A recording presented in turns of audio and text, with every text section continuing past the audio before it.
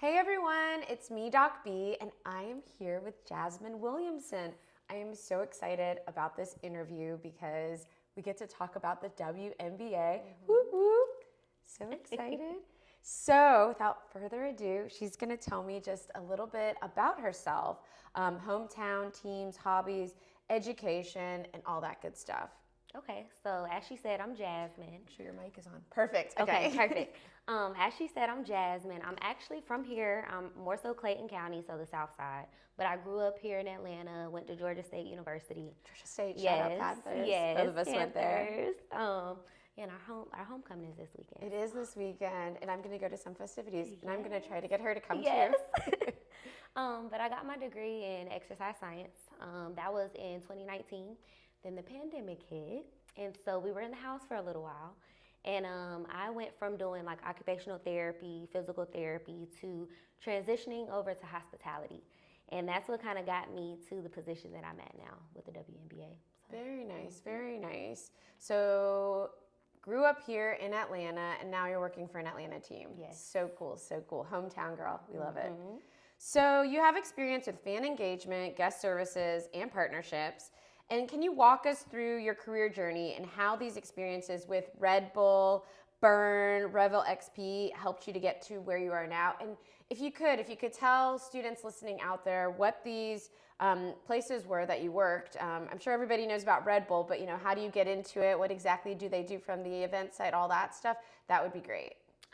So really, I got into Red Bull at Georgia State, walking campus one day, and I just asked how you became one of the Red Bull girls, as we call them. And yeah, I just opened my mouth and I wasn't afraid to talk to anybody, and that's what kind of got me into breaking out of that shy era that I was in. Yeah. And then that started me in marketing, and I realized, I like talking to people. I like networking with different people and starting up those conversations with people.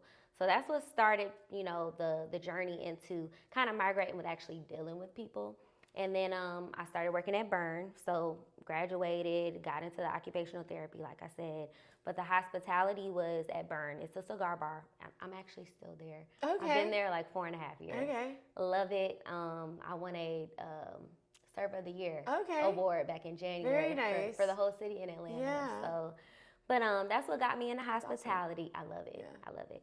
That's what got me into hospitality. And I just realized that I really like creating those like genuine fun experiences for people. Because a lot of people, they don't really cater to, okay, I want to make this experience for this person. So they come back. That at the games, for example, I want to make sure that my fans or whoever I'm interacting with, whatever group I'm interacting with, they enjoy themselves and they come back. Yeah. So we can support our team, our girls. And so that's what kind of transferred me over from working in like therapy and like more hands-on to the hospitality side to partnerships. And yeah, I started with the WNBA as an intern. Been there 4 months.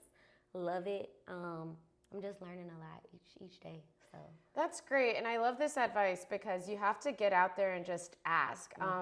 I started out doing promos when I was at Georgia State. Okay. Yeah, I never did anything for Red Bull, but I had friends that did Red Bull, and that got me into the whole experiential marketing. And I realized how much I liked events from there. Yeah. And there's so much with events that goes on that no one really knows about until you just kind of ask, like, hey, why are you on our campus? Why are you doing this?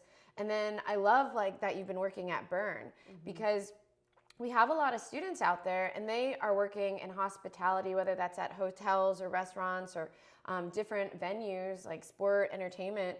And they're always like, oh, I don't know if I should put this on my resume because how does this go along with sports? I'm like, hospitality is everything about sports. Guest services, like customer service. That's what a lot of, some places lack and some people lag. And that's what really matters. That's what brings, like I said, that's what brings the people back. Yeah, so. And it sounds like the place that you work currently, Burn, it sounds like they really like you a lot because you got this huge award there, and that's really big. Yeah, I love it. I love my regulars there. I'm only there 1 to 2 days a week now since I've changed my schedule and I'm working in the office space, but I love my regulars. So. That's good. Longevity, retention, make your employees feel wanted. Yep. Okay, so you currently work as a strategic partnerships intern at the Atlanta Dream. Can you tell us a little bit about your role and how you were able to come into this position, and also to just the importance of having an internship? Okay, I'll backtrack. So I'll kind of Okay. answer the question from the bottom up. Okay, perfect. BSP, Okay. Black Sports Professionals. Black Sports Professionals Atlanta. That's the Yes. chapter here. Yep. Yes, that's what kind of started me in the direction to communicating with the right people, and like I said, building those genuine relationships with people. It guided me to LinkedIn, Okay. along with my mentor, and that kind of guided me to just looking through all the different job applications, and whether it's internships, part time, whatever the case may be. And I think you're going to cover this, but I started off with the Hawks in Georgia Tech Yeah. first, and that kind of helped lead me to the WNBA as well. But yeah, started off with a BSP org, and that guided me to this position. Now I just kept applying to different positions, partnership roles. And yeah, now I'm here. And as far as my role, I basically, so in partnerships with the WNBA, there's 3 different tiers under the umbrella. So you have partnerships, but then you have sales, community, and then you have activations. Okay. So I'm helping out all 3, but my main focus is community and activations. Okay. So obviously the season is over, unfortunately. We're in October, y'all. Tears, I'm sad. But I got to experience my first playoff, so that was nice. Yeah, our team did pretty good. But yeah, so game days, just making sure all of our partners, whatever's in their contracts gets fulfilled. Okay. Whether that's tabling, passing out product, marketing on social media, whatever the case may be, I pretty much make sure long term that their assets and things gets fulfilled. Postseason event, same exact thing. We just had an event. It was called It's Unstoppable Her, and we were a partner with the Honey Pot.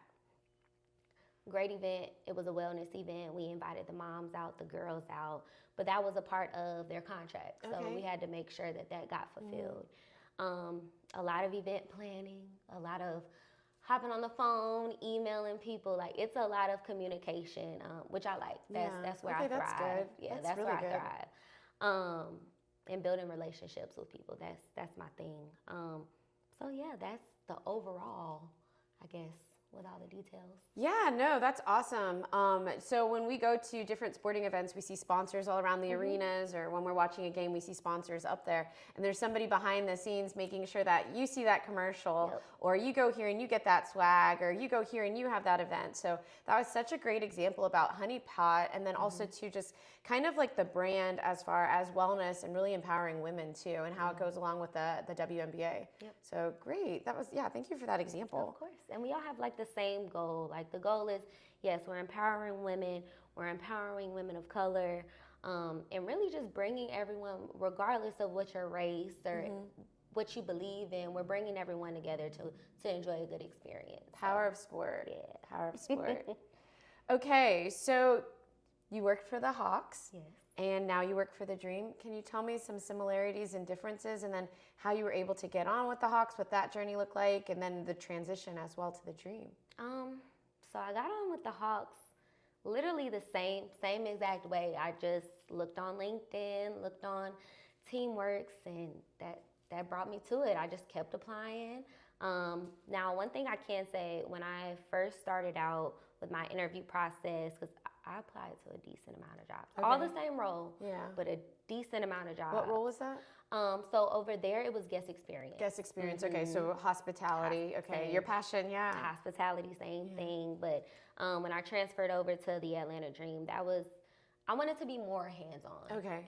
And build a more authentic and close-knit relationship with the fans and with our partners. Yeah. So that was the biggest goal, transferring over to the WNBA. But I'd say the difference between the two, like, I like both of them, but with the WNBA, they're forever growing. Okay. Literally, it's almost like I'm watching the team grow from the ground up, whether it's from the girls, the players, from the department in the office space, that standpoint, marketing. Like, I'm literally watching in real time everything kind of blow up. Yeah. Because we haven't been in the playoffs since, I think it was 2023. Okay. And Yeah, so it's amazing. Did you I love I it. get chills to get a playoff run. I had a blast. Oh my gosh. It was great. We did 1, 2, 3. We had 3 playoff games. Okay. And we wanted to go a little further, but at least I got to cheer them on at both of the home games, so that was nice. And it brought the team together, it brought all the fans together. Like normally we're not in the bleachers cheering them on. We're kind of helping the partners out. Those 2 games, we were in the bleachers, like cheering them on, shouting, going crazy. Yeah. So it was nice. It was nice. But as far as like the Hawks go, they're so big. It's not as intimate. I loved it. My colleagues, coworkers, everyone were awesome, but it's not intimate. And so it's kind of hard to keep those relationships growing with people, whether it's fans, colleagues. It's hard to keep those relationships growing with them when you're not seeing them as often. Yeah. So, I mean, those are 2 great organizations to be a part of, and just the perspective that you gave. And I love that, 1, you found your passion, and then 2, you have so much self-awareness that you're saying to yourself, I can grow with this organization. Like, look where it is going. And so it's like the sky's the limit type of thing. Yep. And so with that, I'm going to skip to a different question that I have. And just, can you talk about women's basketball in general? I feel like it really has a spotlight right now. Like, everything I'm researching, everything I'm reading, it's just so exciting just to see in the past couple of years where women's basketball has gone. So can you just take us on that little ride? I think, obviously, you know, the women, we're getting more light shed on us. And that's not just in basketball. That's in different departments, different environments. For me, we don't work as closely with the WNBA. Like, we pass by each other as far as their employees. We pass by each other in the arena. But so far, my experience has been great. Like I said before, it's great seeing the growth. It's great seeing the credit that women are getting now. Because it hasn't always been this way. Definitely hasn't. Yeah, like I can go to work and talk to, you know, people are like, well, who do you work for? Do you still work for the Hawks? I'm like, no, I work for Atlanta Dream. Well, who is that, the women's? Yes, that's the women's team. It's okay. If you don't catch on now, you'll catch on sooner than later. Yeah. But it's been great. It's been great. It's here. Women's sports, it's here. When I was growing up, back in my day, we couldn't even get soccer cleats that were women's sizes. Oh, wow. We had to get the men's sizes cleats, and then also to the uniforms, they were all men's uniforms. So it wasn't till my senior year of high school that we called them girl cut uniforms. And then when I got to college, we had women's cut uniforms, right? So it just didn't exist. We had these big, what do you call it? We had these big, I forget what you call them right now, but anyways, they were ties, and they would tie up the sleeves because the sleeves would go down to here. Oh, wow. So it's just the fact that now, I mean, just the promotion of women in sport and seeing it in basketball, seeing it in soccer, seeing it in volleyball, it's pretty amazing. And y'all, I'm not that old, so it's really cool just to see it during my lifetime. Okay, so my next question to you is, how has your degree assisted in getting to where you are today? I think for me, like I said, I switched over from like therapy to the hospitality side of things. But I think starting off, besides my interview process and my networking skills, that kind of helped people look at me. Okay. Like different teams actually look at me, and then, okay, I'm gonna interview her. Even if I didn't have that experience, I think they saw that, okay, she's in the sports industry, or she actually has an interest in the sports industry. Let me see what she's about. Yeah. Let me see why she's applying for this position. Okay. And not only just that, knowledge. Yeah. Yes, it's from a therapy and muscles and anatomy type of aspect, but I know a lot about sports. So well, yeah, and the fact that you're just engaging with people like individually and that hospitable, you know, I have to go to physical therapy right now because I have a torn labrum. And it's just where I go, it's just meeting with people, and they know every single thing about you, and then you meet the other patients, and it's something that, I mean, you're dealing with vulnerable people, and you're making them feel comfortable. So I totally get that, you know, and you have that energy that's super like outgoing and hospitable and making people feel welcome. So I could see both sides. Yeah. Thank you. And also that kind of being in that environment, it helps you learn how to deal with people. Like you said, they're vulnerable. I've been in situations where I wasn't that because I hurt my hand not too long ago, and I wasn't that comfortable with who was providing the service for me. So it matters. Like I said, going back to the customer service and just building that genuine connection. You should do that regardless of what field you're in. So definitely. And look and see what that gets you, right? And also too, you never know who you're going to be doing physical therapy with. Exactly. Right? Treat everyone the same, and the longevity is what really matters. So great advice, y'all. Okay, so how has technology, specifically AI, impacted your role, or how will it impact your role? I know for a fact it's definitely going to impact the whole world here coming soon. But honestly, going from, for example, being in school, not being able to chat GPT stuff or look up quick answers. Like, yes, we had Google, but you had to go through each website, each document, and read through it. I think AI, especially chat, for example, has made things a lot more easy and efficient for us. However, on the flip side, I think that we tend to depend too much on chat and AI. But again, going back to the pros, working in the field that we're in, we need like data, we need POI, we need different information and numbers that can be pulled super quick through AI websites or whatever the case may be. So I think it's like pros and cons. Yeah, there's definitely pros and cons to it. ChatGPT just blew up. I didn't have it, and I try to do the best with working with you all out there to really utilize it, right? Because just like you're saying, how can we make our jobs easier? How can we make them more efficient? But also to not depending on ChatGPT, because not everything you find out there is going to be correct, right? You still have to collect data on your fans and figure out engagement and deal from such an intimate setting as far as hospitality and engagement and fan interaction and all of that. And you have to get that data someplace, right? And then anything out in the public, that's what ChatGPT has. So just making those connections, it's really important. So don't rely on ChatGPT. Exactly, don't. But still use it. Okay, so we're coming to the end of our interview. And what advice do you have for the younger generation? You've given some great tips and some advice, but is there anything you kind of really want them to really, stick with them? Be yourself, regardless of how the world changes. Never change your morals, never change your self-respect. Treat everyone the same.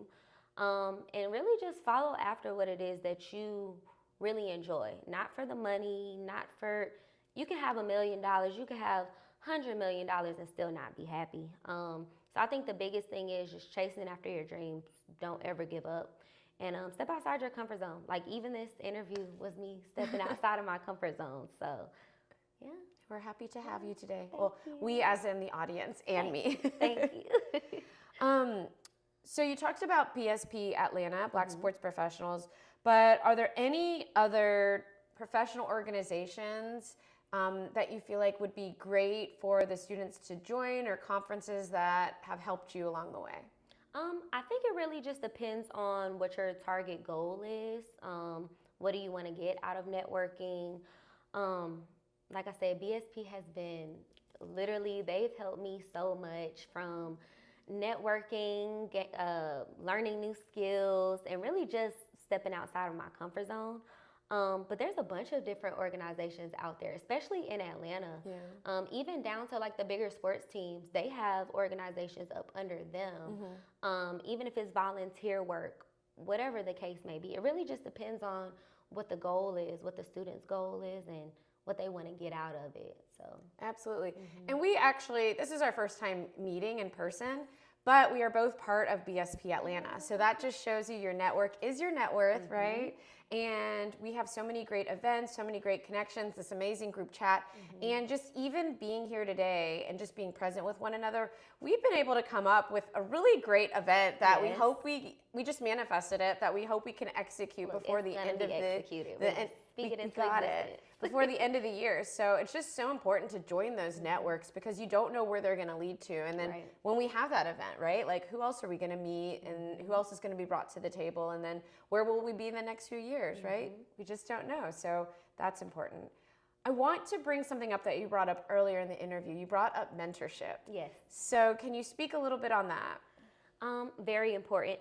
I didn't get so I have two mentors. One that's actually here in Atlanta. She just moved here. And the other one, she's out in Texas. I would say everyone needs a mentor. Whether that's from your personal life to your career, whatever the case may be. You need a mentor. You need someone that's going to give you an outside perspective and pour into you without sugarcoating anything. Because we all need that constructive criticism. I just actually got my mentor, both of them.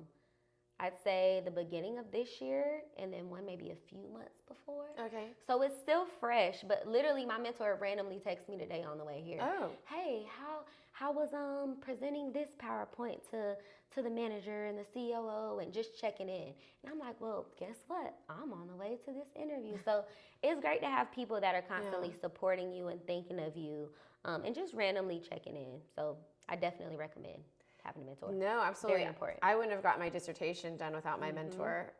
So, find a mentor. It's a two-way road as far as they pour into you, you pour into them. Right. But you have to, you have to keep that going, and you can't be afraid to get advice because that's how you grow. That's exactly how you grow. Yeah. I know for me, I realized that when I was doing the interviews, before all of those interviews that I went through before I landed this position, I realized that I was so focused on being professional, and do that for sure. Definitely be professional, but also don't be afraid to show someone who you are and show them your personality, because that's what's gonna get you through most doors. Before I was like a robot, and I'm like, no, you're gonna like me for who I am, and if not, then it just isn't the place for me. Yeah. Somebody else will. So always keep that professionalism, but be yourself. That's a really great perspective because you all are going out on interviews right now, and guess what? I get phone calls from the people that you're interviewing with, and definitely go in with the professionalism, but people can see right through you. So just make sure that you're bringing your authentic self no matter what, and just polishing it up for the interview, but you don't need to change who you are. So, okay, so I have my last question, and I ask everybody this, but is there anything else you would like to add that you feel like we haven't covered? Because we've covered a lot, but I just want to make sure that, I ask this question before we head out today.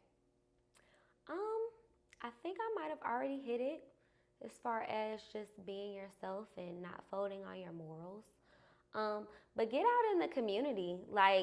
Yes, you can find the best career, whatever you like, but if you're not giving back to the community, what are you really doing? Yeah, I think that's the biggest thing, especially if you're in Atlanta. Yeah, no, I think that's great. And I feel like, being a recent graduate, having as many jobs as you've had, and then also too, working with the WNBA and then also too working with Burn, and then having experience with the Hawks. Your resume is very, very impressive. And I'm just so excited to see where you are in the next 5 to 10 years, because it feels like you've really found your passion. I know what that felt like when I got my first internship. It was with the Cincinnati Reds. Shout out to the Red Legs. And I would go to work on my days off. Yeah. And that's how I knew I was in love with sports. Yeah, I was like, I have to work in sports because who goes to work on their day off? I wanted to be there for every homestand. And we know how baseball is. There's a lot of games going on. And I wanted to be there for all of it because I was getting FOMO. I was like, oh, it's so beautiful. I have to be at Great American Ballpark. Yeah. So thank you so much for just sharing such a fresh perspective and for sitting down with us today. But thank you guys for tuning in. Thank y'all. Bye, y'all.